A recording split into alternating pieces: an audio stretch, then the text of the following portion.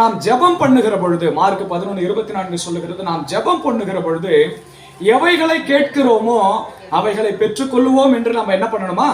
விசுவாசிக்கணும்.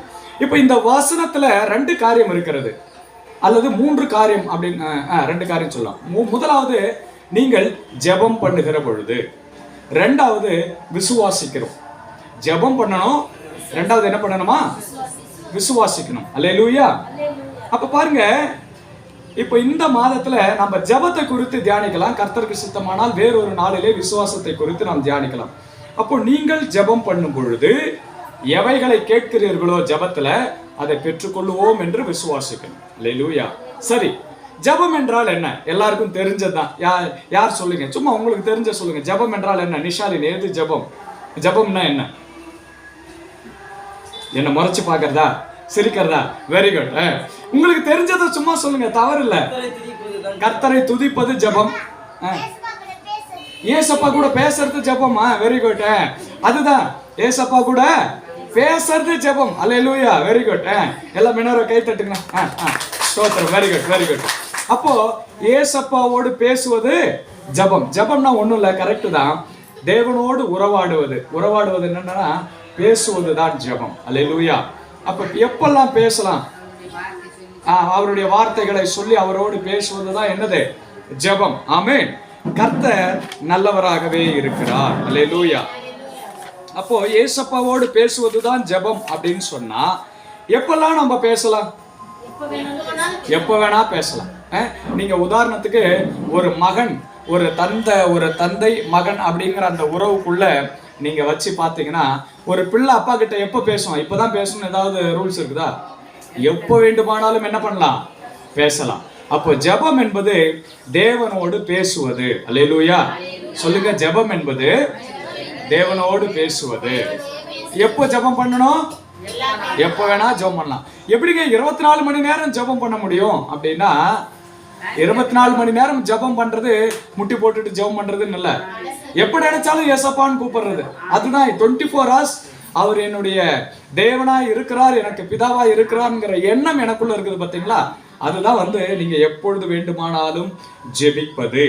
அடுத்தது பாருங்க, ஜெபத்துல 2 காரியம் இருக்கிறது. ஒன்று, அவர் தேவனாய் இருக்கிறார், மறந்துடக்கூடாது. அவர் கடவுள், சர்வ வல்லமையுள்ள தேவன். அப்ப நான் யாரிடத்திலே ஜெபிக்கிறேன்னா தேவனிடத்திலே ஜெபிக்கிறேன். அவர் தேவனிடத்திலே அவர் தேவனாய் இருக்கிறார், நான் தேவனிடத்திலே ஜெபிக்கிறேன்.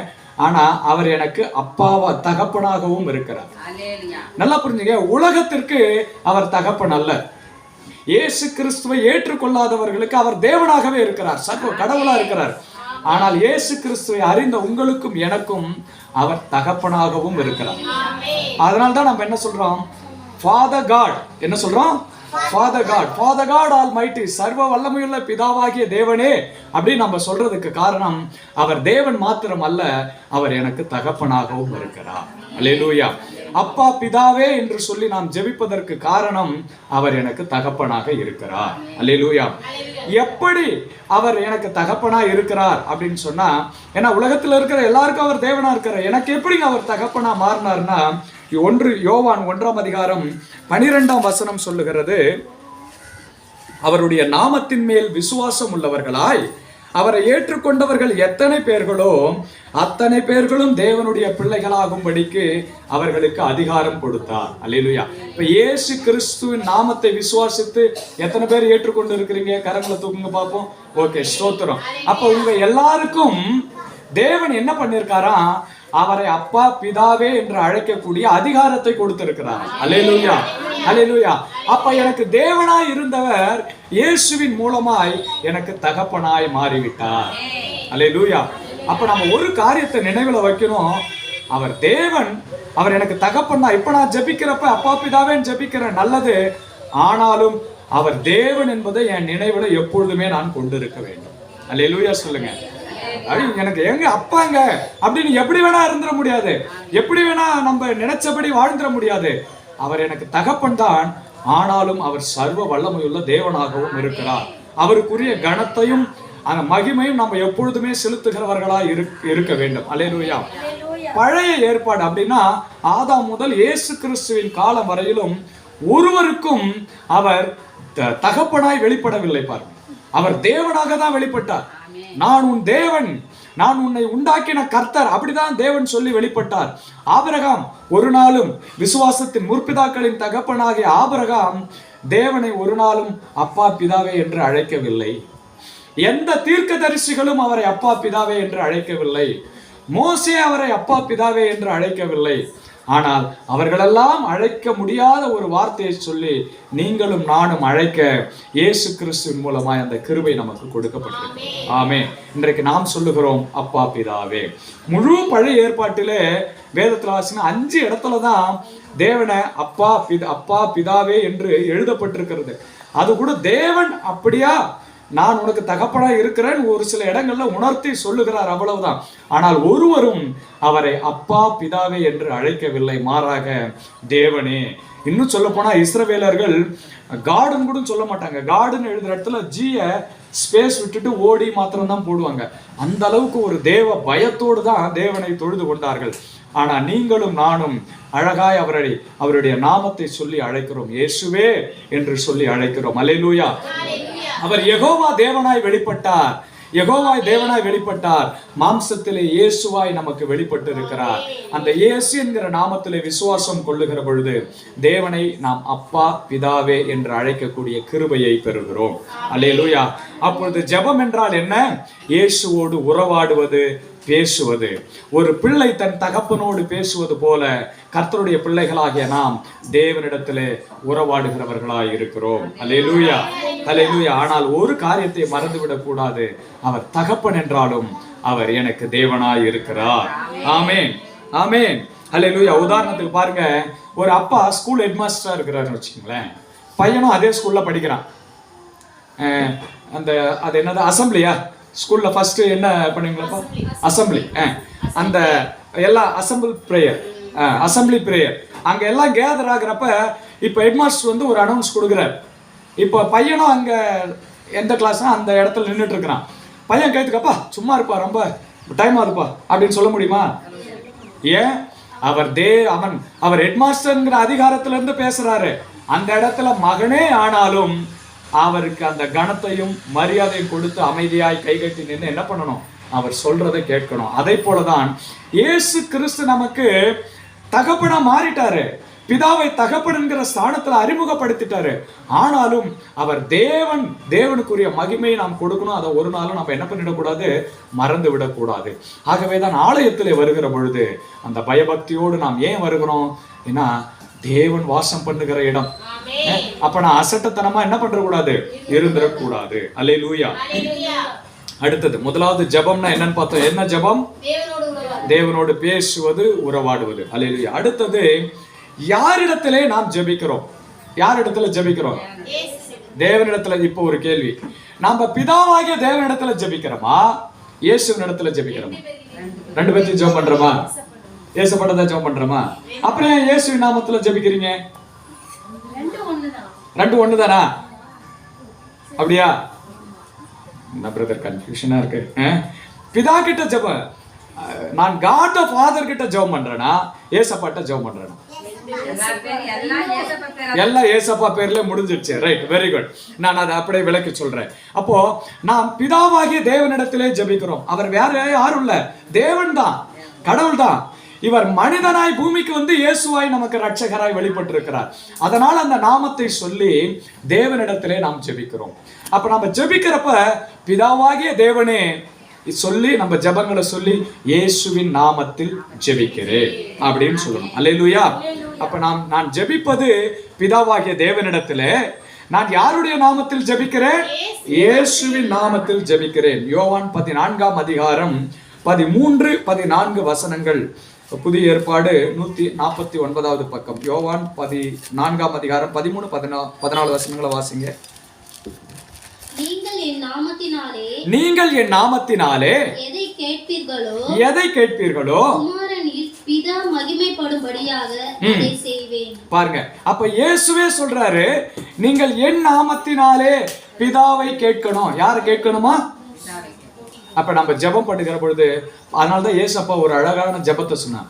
பரமண்டலங்களில் இருக்கிற எங்கள் பிதாவே. உம்முடைய நாமம் பரிசுத்தம் என போற்றப்படுவதாக, உம்முடைய ராஜ்யம் வருவதாக, உம்முடைய சித்தம் பரலோகத்திலே பரமண்டலங்களில் செய்யப்படுவது போல இந்த பூமியிலே. அப்ப இயேசு தேவனை பிதா, தேவன் என்ற ஸ்தானத்திலிருந்து பிதா என்கிற ஸ்தானத்துக்கு நமக்கு இன்ட்ரடியூஸ் பண்றாரு. அவர் கடவுள் மாத்திரமல்லப்பா, நீ என்ன விசுவாசிச்சுனா அவர் உனக்கு அப்பாவா இருக்கிறாரு. அதனால தைரியமா நீ போய் அவரிடத்துல என்ன பண்ணு, ஜெபம் பண்ணு. அப்ப யாரிடத்துல ஜெபிக்கிறோம்? பிதாவாகிய தேவனிடத்திலே ஜெபிக்கிறோம். யாருடைய நாமத்தில் ஜெபிக்கிறோம்? இயேசுவின் நாமத்தில் ஜெபிக்கிறோம். அடுத்தது யாரோடு இணைந்து ஜெபிக்கிறோம்? இயேசுவோடு இணைந்து ஜெபிக்கிறோம். இன்னும் ஒரு ஆள் இருக்கிறாங்களே திருத்துவத்துல, பிதா குமாரன் பரிசுத்த ஆவியோடு இணைந்து ஜெபிக்கிறோம். அல்லேலூயா. அப்பப்பா அல்லேலூயா, அல்லேலூயா. ரொம்ப ஜோரஸ். அப்போ தேவனிடத்திலே நான் விண்ணப்பம் பண்ணுகிறேன், இயேசுவின் நாமத்தினாலே ஜெபிக்கிறேன், பரிசுத்த ஆவியோடு இணைந்து ஜெபிக்கிறேன். பாருங்க, தேவன் இதை நம்ம புரிஞ்சுக்கிட்டா ரொம்ப அழகா நமக்கு கர்த்தர். சரி, இப்ப பாருங்க, தேவனிடத்துல நான் ஜெபிக்கிறேன், இயேசுவின் நாமத்தினால நான் ஜெபிக்கிறேன், பரிசுத்த ஆவியானவரோடு இணைந்து ஜெபி. இது வரைக்கும் எத்தனை பேருக்கு புரியுது? அல்லேலூயா. சரி, யார் பதில் கொடுக்குறா தெரியுங்களா? யார் பதில் கொடுக்குறா நீங்க ஜெபிக்கிற ஜெபத்துக்கு? அர்த்தங்கள் பிதா தராரா? ஏசப்பா பதில் தராரா? யாருப்பா பதில் தரா? ஆவியானவர் பதில் தராரா? 3 பேரும் பதில் தராங்களா? சரி, யோவான் அதே 14ஆம் அதிகாரம் 13, 14 வசனத்தை திரும்ப வாசிங்க. நீங்கள் என் நாமத்தினாலே எதை கேட்பீர்களோ குமாரனில் பிதா மகிமைப்படும்படியாக அதை செய்வேன். யார் செய்வேன்? பிதா செய்வேன். திரும்ப வாசிங்க. இப்ப இதை யார் சொல்றா? இயேசு கிறிஸ்து சொல்றார். என்ன சொல்றாரு பாருங்க, வாசிங்க. நீங்கள் என் நாமத்தினாலே எதை கேட்பீர்களோ, ஏசப்பா சொல்றாரு, பிள்ளைகளே நீங்க என் நாமத்தினால எதை கேட்பீர்களோ குமாரனில் பிதா குமாரனாகிய என்னில் பிதாவாகிய தேவன் மகிமைப்படும்படி அதை செய்வேன். அதை செய்வேன். யார் செய்யறாப்போ? இயேசு கிறிஸ்து பதில் தருகிறார். யார் பதில் கொடுக்கிறா? என்ன பிரதர், நல்லாதான் சர்ச்சுக்கு வந்து என்ன குழப்பி விட்டுட்டீங்கன்னு சொல்றீங்களா? நான் அதுக்கு விளக்கம் கொடுக்குறேன் ஒண்ணு. ஏன்னா இப்ப உங்களை அடுத்த கட்டத்துக்கு நான் என்ன பண்றேன், கொண்டு போறேன். ஜெபத்துல ஒரு நல்ல புரிதலுக்கு கொண்டு போறேன். அப்போ நான் ஜெபிக்கிறேன், பிதாவாகிய தேவனிடத்திலே ஜெபிக்கிறேன். பாருங்க, பிதாவாகிய தேவன் சர்வ வல்லமை, ஒருவரும் சேரக்கூடாத ஒளியிலே வாசம் பண்ணுகிறார். ஏங்க, ஒரு மனிதன், ஒரு மனுஷன், இங்க ஒரு மரம் உண்டாகட்டும், ஒரு செடி வந்துட்டா நாமெல்லாம் அந்த மனுஷனை எப்படி பார்ப்போம்? வெறி ஆளுங்க அவரு அப்படின்னு பார்ப்போம். கண்கள் காண்கிற முழு அண்ட சராசரங்களை வார்த்தையால உண்டு பண்ணின தேவன் எவ்வளவு பெரிய தேவனா இருப்பார்? சர்வ வல்லமையுள்ள மகிமையுள்ள தேவன். மனுஷ கண்களால் மனிதன் அந்த மகிமைக்கு ஒப்பானவன் அல்ல. அதனாலதான் தேவன் தேவனா இறங்கி வரல, நம்மளை போல மனுஷனா இயேசு என்கிற வடிவிலே அவர் இறங்கி வருகிறார். இப்போ பிதா என்ன பண்றாரு, ஏசப்பா மகனே என் குமாரன் நீங்க தான், நீங்க எல்லா ஜெபத்துக்கும் என்ன பண்ணுங்க, பதில் கொடுங்கன்னு சொல்றார். பாருங்க, அதை வாசிங்க. யோவான் 5ஆம் அதிகாரம் 21 வாசிங்க. 21 வாசிங்க. பிதாவானவர் மரித்தோரை எழுப்பி உயிர்ப்பிக்கிறது போல. அப்படியே தொடர்ந்து வாசிச்சுவாங்க. பிதாவானவர், அதாவது தேவன் மரித்தோரை எழுப்பி உயிர்ப்பிக்கிறது போல குமாரனும் தமக்கு சித்தமானவைகளை உயிர்ப்பிக்கிறார். அன்றியும் பிதாவை கனம் பண்ணு. நல்லா கவனிங்க, பிதாதான் தேவன், அவரை கனம் பண்ணணும். அவரை கனம் பண்ணுகிறது போல எல்லாரும் குமாரனையும் கனம் பண்ணும்படிக்கு. நல்லா கவனிங்க, ஏன் இயேசு பதில் கொடுக்கிறார் தெரியுங்களா? பிதாவை கனம் பண்ணுவது போல குமாரன் வேற யாரும் இல்ல, மனிதனாய் வந்த தேவன் தான். இப்ப நான் உதாரணத்துக்கு ஒரு மனுஷன் இருக்கிறான்னு வச்சுங்க, இதை நீங்க புரிஞ்சுக்கிட்டா திருத்துவத்தை அழகாய் புரிந்து கொள்ள முடியும். எத்தனை பேருக்கு ஆசை? Hallelujah. Trinity of God you must understand. நீங்க நல்லா புரிஞ்சுக்கணும், தேவன் ஒருவரே. அல்லேலூயா சொல்லுங்க. இப்ப தேவன் உலகத்தை எல்லாம் உண்டாக்கிட்டு பாக்குறாரு, இந்த பூமியை என்ன போல இருக்கிற ஒரு மனுஷனுக்கு நான் கொடுக்கணும் அப்படின்னு நினைக்கிறார். அப்ப மனுஷனையும் உண்டு பண்ணிட்டார். ஆனா அவர் சர்வ வல்லமுள்ள தேவன், அவரால ஆரம்பத்திலிருந்து முடிவை பார்க்க முடியும். அப்ப அவர் இந்த மனுஷன் எப்படியும் தவறான வழியில என் பேச்சை மீறி பாவம் செஞ்சிடுவான், ஆனா இவனை நான் அப்படியே விட மாட்டேன், இவனை மீட்க விரும்புகிறேன். அப்ப இந்த மனுக்குலத்தை மீட்கும்படி நான் என்ன செய்வேன்? தேவனுடைய சுவாபம் என்ன தெரியுங்களா? தேவன் சர்வ வல்லமை உள்ளவர். God is almighty. அடுத்தது தேவன் நீதி உள்ளவர். God is a just God. நீதி உள்ள தேவன், righteous God. அவரால் நீதி செய்யாம இருக்கவே முடியாது. பாவம் செஞ்சு அதுக்கு தண்டனை கொடுப்பார். அவர் நீதி செய்கிற தேவன். அதே போல God is holy. பாவத்தை பாராத சுத்த கண்ணர். அதுக்கப்புறம் God is loving. அவர் அன்பான தேவன். இப்ப இந்த சர்வ வல்லமையுள்ள தேவன் உண்டாக்கிட்டாரு. தேவனுடைய நீதி பார்க்குது. ஐயோ, மனுஷன் பாவம் செஞ்சுட்டான், இவனை தண்டிக்கணும். தேவனுடைய நீதி சொல்லுது இவனை தண்டிக்கணும். இப்ப தேவனுடைய கிருபை இரக்கம் சொல்லுகிறது, இல்ல நான் உண்டாக்கின மனுஷன் தானே, இவனை எப்படியாவது மீட்டெடுக்கணும். எப்படி மீட்டெடுக்கிறது? மனுஷனை மீட்க இன்னொரு மனுஷனுடைய பரிசுத்த ரத்தம் சிந்தப்படணும். அப்ப தேவனுடைய இரக்கம் சொல்ற இரக்கமுள்ள தேவன் ஒரு பக்கம். இப்போ நீங்க பாருங்க, இப்படி சொன்னா புரிஞ்சுக்கும். ஒரு பிள்ளை தப்பு பண்ண உடனே பலார்னு போட்டு அடிச்சிடுறீங்க. யார் யார் அடிச்சிருக்கிறீங்க? அப்பா சிஸ்டம் முதல்ல கேட்டுக்கிறாங்க. செம்மடி அடிப்பாங்க போல. அப்படி அடிப்பாங்களாப்பா? உங்க மம்மி அடிப்பாங்களா? அவன் வேதனையா சொல்றாமா, அடியை கொஞ்சம் கம்மி பண்ணுங்கம்மா. உதட்ட பிதுகிட்டு சொல்றான். ஆமா ஆமா,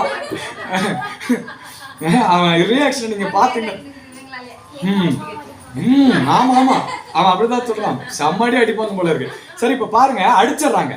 அடிச்சிட்ட உடனே அந்த தாயோ அந்த தகப்பனுடைய உள்ள சொல்லுது, ஐயோ என் பிள்ளை என்ன பண்றாங்க, பிள்ளை அடிச்சிட்டனே, வருத்தப்படுது. அதே தாய் தான் கோபப்பட்டு அடிச்ச அதே தாயினுடைய உள்ள இப்ப என்ன பண்ணுது? ஐயோ பிள்ளைய அடிச்சிட்டனே. உடனே ஓடி போய் என்ன பண்ணுவாங்க? ஏதாவது பிள்ளைக்கு பிடிச்சதா வாங்கிட்டு என்ன பண்ணுவாங்க? இதுவும் அந்த தாய் தான்.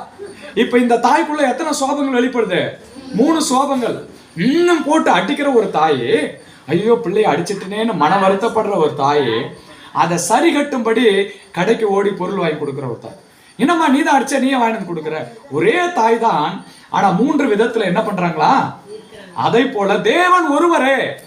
தேவனுடைய நீதி சொல்லுகிறது தவறு செய்த மனிதன் தண்டிக்கப்பட வேண்டும். தேவனுடைய கிருபை இரக்கம் சொல்லுகிறது, இல்ல அந்த நாம உண்டாக்கின மனுஷன் தானே, இவனை மீட்டெடுக்கணும். அப்ப தேவனுடைய அன்பு சொல்லுகிறத நான் எப்படி நிறைவேற்றுவேன்? அப்ப கிருபை நிறைந்த வார்த்தைகள். அதனால்தான் இயேசு கிறிஸ்து குறித்து மத்தேயுல சொல்லுகிறது, அவர் தம்முடைய வாய்களை திறந்து கிருபை நிறைந்த தம்முடைய வார்த்தைகளை பேசினாராம். அந்த கிருபையை வார்த்தைய தேவன் மனிதனாய் உண்டு பண்ணி இயேசு என்கிற ஒரு நாமத்தை கொடுத்தார்.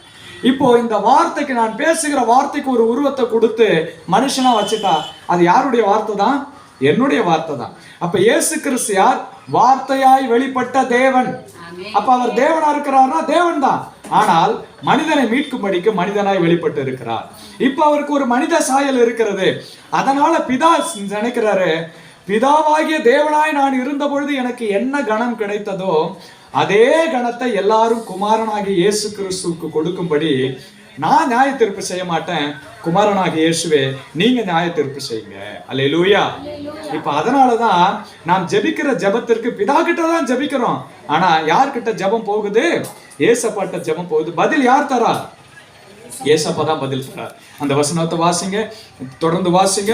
பிதாவை கணம் பண்ணுகிறது போல குமாரனை எல்லாரும் கணம் பண்ணும்படி 22 அன்றியும் பிதாவை கணம் பண்ணுகிறது போல எல்லாரும் குமாரனையும் கணம் பண்ணும்படிக்கு, அதாவது இயேசுவையும் கணம் பண்ணும்படிக்கு பிதாவானவர் தாமே ஒருவருக்கும் நியாய தீர்ப்பு செய்யாமல் நியாய தீர்ப்பு செய்யும் அதிகாரம் முழுவதையும் குமாரனுக்கு ஒப்பு கொடுத்திருக்கிறார். அல்லேலூயா. இப்ப தெரியுதுங்களா ஏன் இயேசு பதில் கொடுக்கிறார்? நான் பிதா கிட்ட ஜெபிக்கிற ஜெபத்துக்கு யார் பதில் கொடுக்கிறார்? அவர் வேற யாரும் அல்ல, மாம்சத்தில் வெளிப்பட்ட தேவன். ஆனா இந்த ரட்சிப்பின் திட்டம் நிறைவேற்றுகிற வரையிலும் அவர் மாம்சத்திலே இருந்தாக வேண்டும். அவர் நம்மை போல பரலோகத்திலே உயிர்ப்பிக்கப்பட்ட சரீரத்திலே இருக்கிறார்.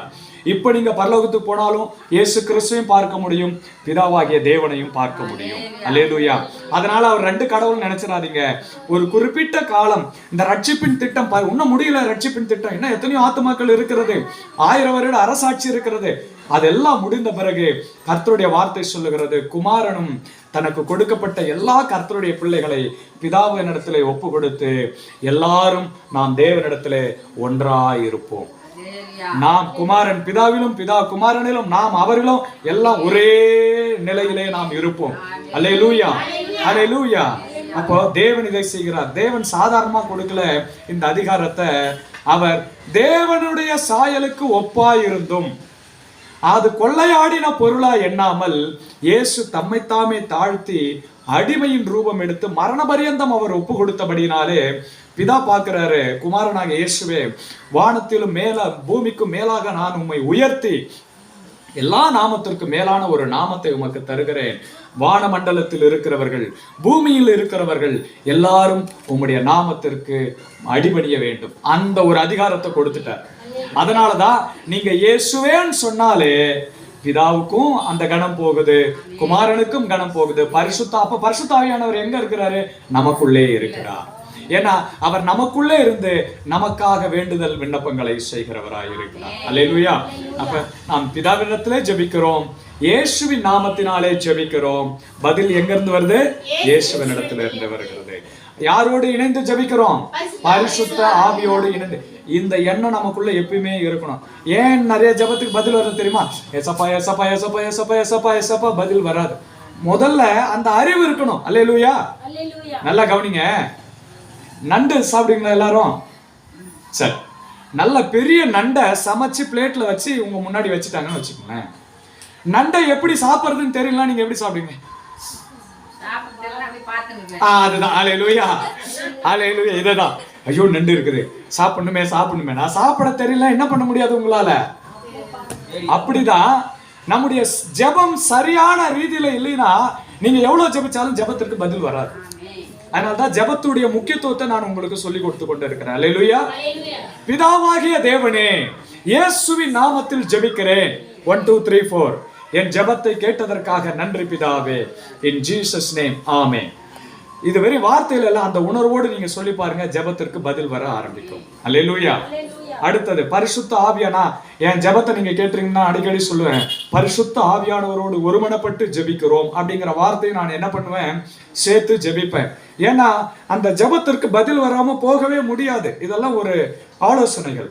அடுத்தது பாருங்க, ஜெபம் என்றால் என்ன? யார் இடத்துல ஜெபிக்கிறோம்?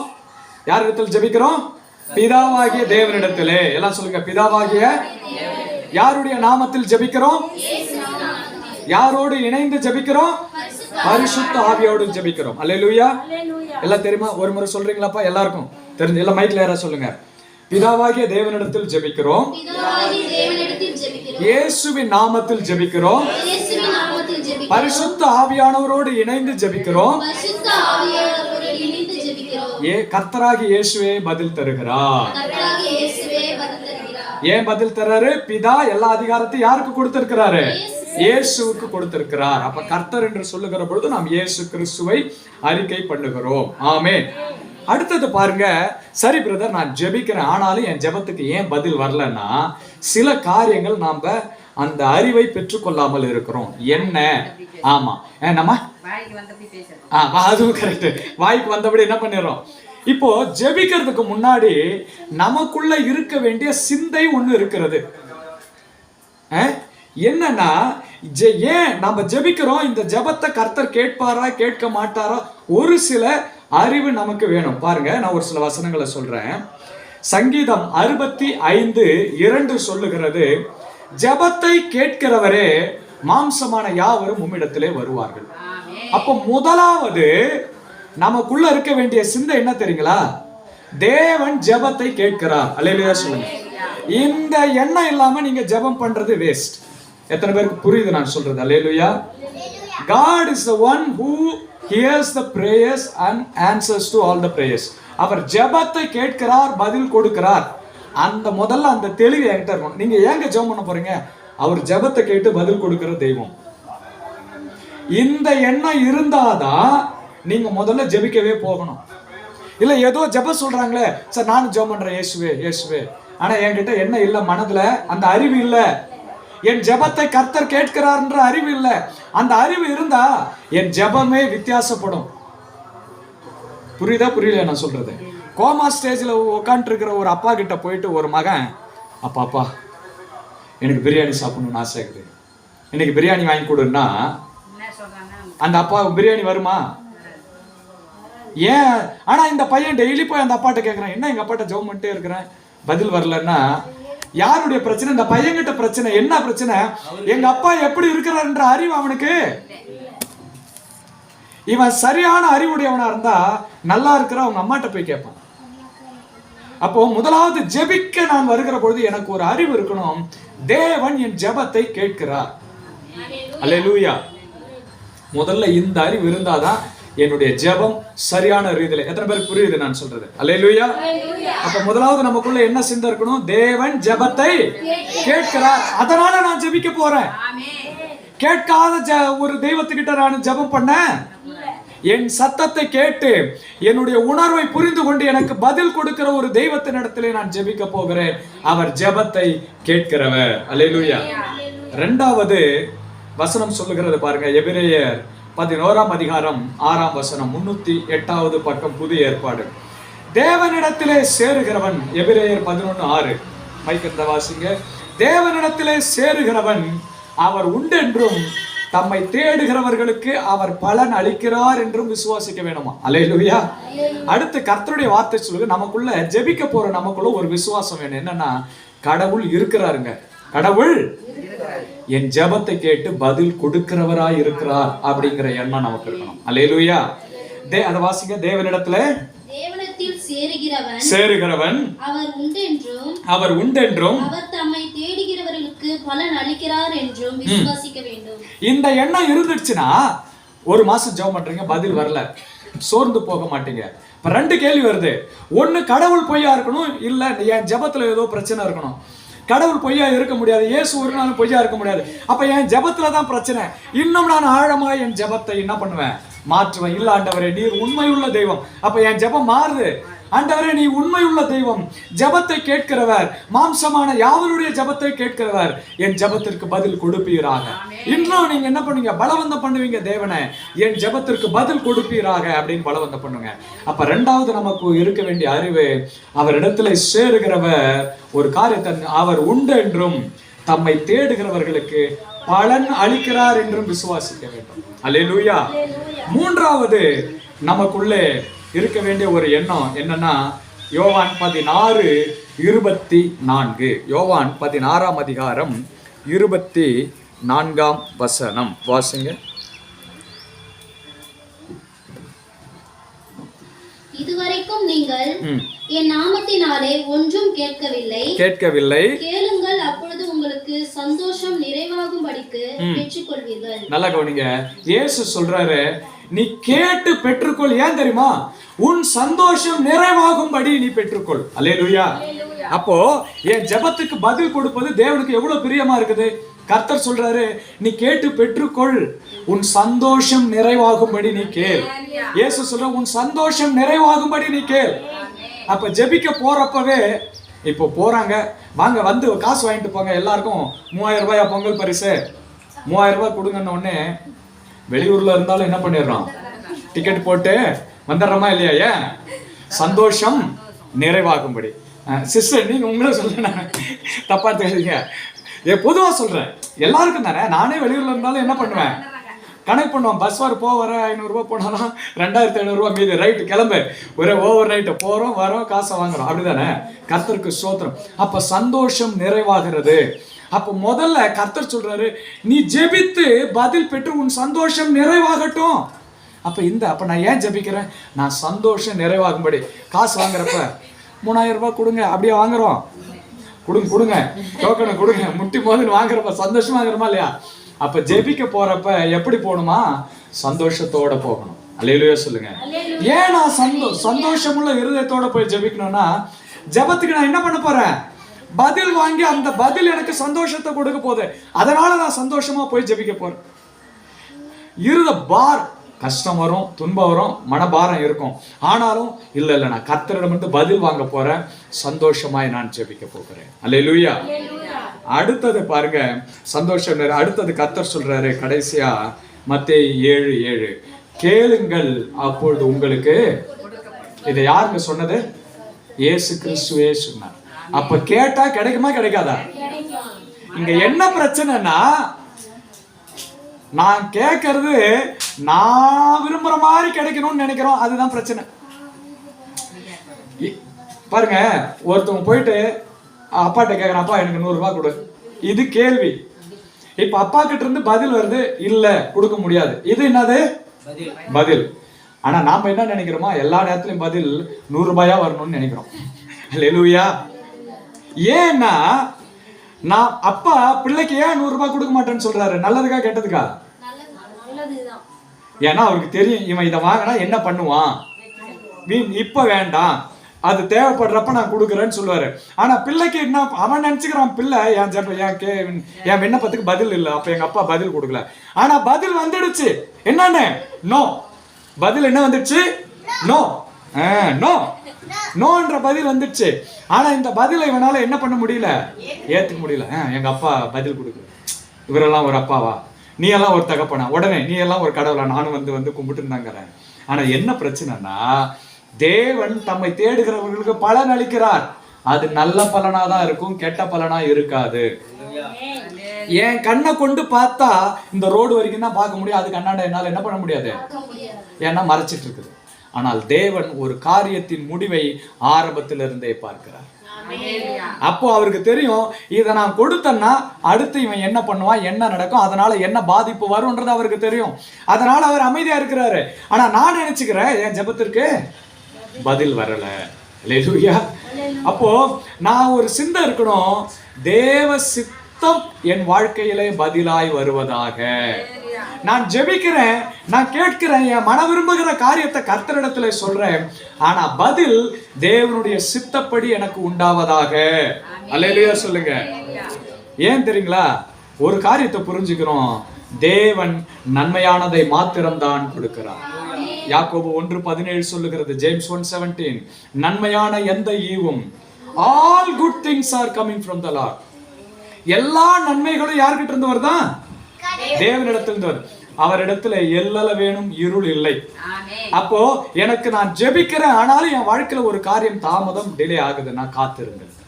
ஏற்ற வேளையிலே நன்மையை தருகிற தேவன் நிச்சயமாய் நன்மையை தருவார். அல்லேலூயா. அப்ப ஜெபத்திற்கு தாமதம் ஆகுது அப்படின்னா 2 காரியம். ஒன்று, நான் இன்னும் ஆழமாய் ஜெபிக்கணும்.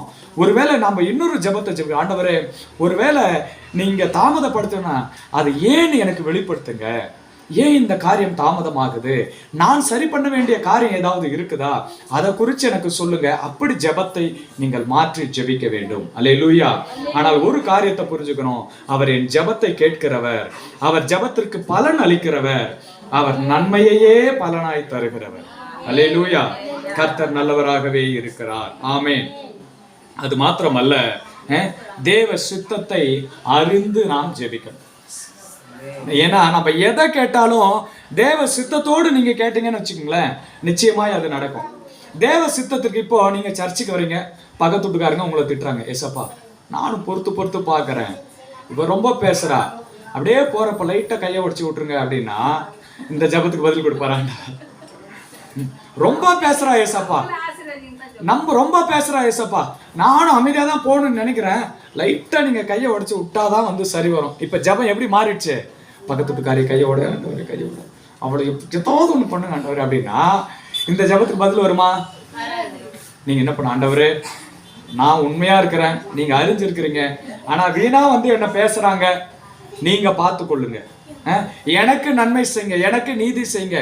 இது ஒரு நியாயமான ஜபம். அல்லேலூயா. அப்ப நீங்க அவங்களுக்கு நல்ல மனமாற்றத்தை கொடுங்க ஆண்டவரே, அவங்களையும் தொடுங்க ஆண்டவரே. அப்படி நீங்க ஜெபிக்கிறப்ப வர வாரத்தில் நம்ம அதை தியானிக்கலாம். அவங்க தலை மேலே எரிகிற நெருப்பை நாம் போடுகிறோமா, கர்த்தருடைய வார்த்தை சொல்லுகிறது. அல்லேலூயா. நீங்க மற்றவர்களுக்காக உங்களை துன்பப்படுத்துகிறவர்களுக்காக ஜெபிக்கிற பொழுது நல்ல நெருப்பு கணக்கணன்னு இருக்க நெருப்பு கட்டை கொண்டு போய் அவங்க தலை மேல போடுறதுக்கு சமமா. உண்மையாலுமே நீங்க யாருக்காவது பழி வாங்கணும்னா அப்ப நம்ம என்னதான் பண்ணணுமா, ஜெபம் பண்ணணும். நீங்க ஜெபிக்க அவங்களுக்கு எரிச்சல் உண்டாக ஆரம்பிக்கும். இன்னும் அப்ப எழும்போம், சூடுபட்டவனே என்ன பண்ணுவாங்க, துள்ளதானே ஆரம்பிப்பாங்க. ஜெபத்தை விட்டுறக்கூடாது. நீங்க தொடர்ந்து ஜெபிச்சிங்கன்னா அந்த எரிஞ்சு அவங்களுக்குள்ள இருக்கிற அந்த பிசாசின் கிரியைகள்லாம் அழிஞ்சு அமைதியா மாறுவாங்க. அல்லேலூயா. அப்புறம் வந்து சொல்லுவாங்க, சரி எங்க என்ன சொல்றாங்க அந்த கோயில்ல, நானும் வரட்டா அப்படின்னு ஒரு நாள் அந்த வார்த்தை வரும். அல்லேலூயா. கர்த்தர் அதை மாற பண்ணுவார். ஆமென். இன்றைக்கு நான் உங்களுக்கு வெறும் இன்ட்ரோடக்ஷன் தான் கொடுத்துருக்கேன் ஜெபத்துக்கு. அல்லேலூயா. அப்ப ஜெபம் என்றால் என்ன சொல்லுங்க.